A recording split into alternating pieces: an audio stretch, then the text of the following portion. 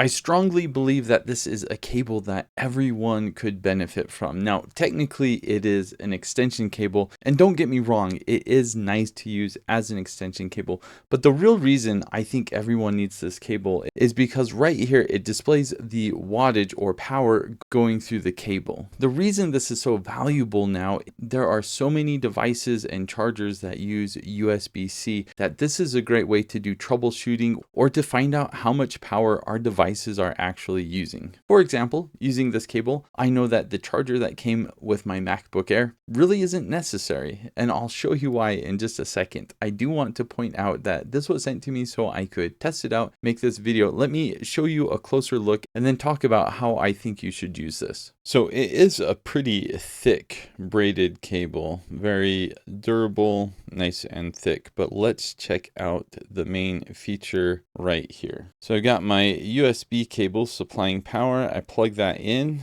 and right away it shows 0 because I don't have it plugged in on the other end to anything, so it's not going through. Let's plug this into my wireless charger. Still nothing because nothing is charging. Let me put my phone on. You can see about 3 watts. My phone is charged at 100%, so not really charging much. Let's try something else. And this phone's at 81%, so let's try that. You can see as it climbs up to about 5 or 6. Let me plug it in directly.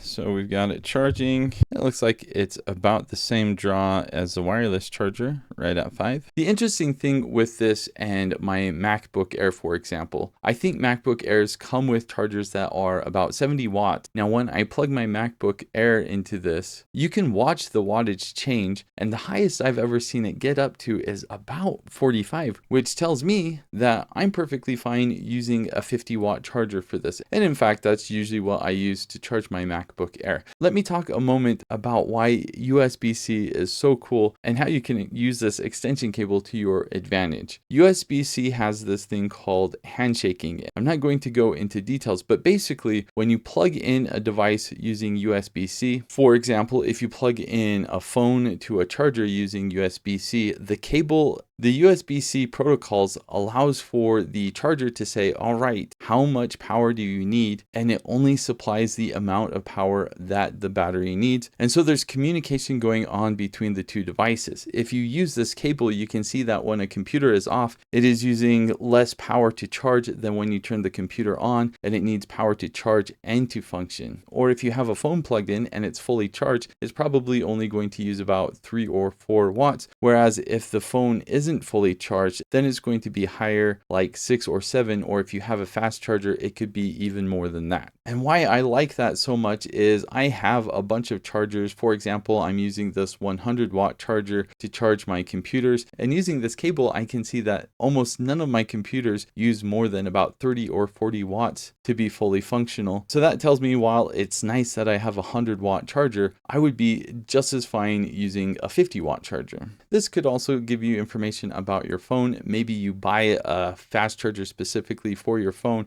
and then you plug it in using this extension cable, and you might find out that your phone doesn't support fast charging, or it only goes up to a certain wattage. I've done IT for a good portion of my life, and I wish I had this many years ago, because I can tell you this would save a lot of trouble with troubleshooting. Super nice cord, and yes, it does work as an extension cable. It has transfer speeds of 10 gigabits per second, and if you are using it specifically for charging, it can support up to 240 watts. Even if you don't think you need this cable, I do recommend you actually get it. I think it will be very enlightening. This is a really, really cool cable.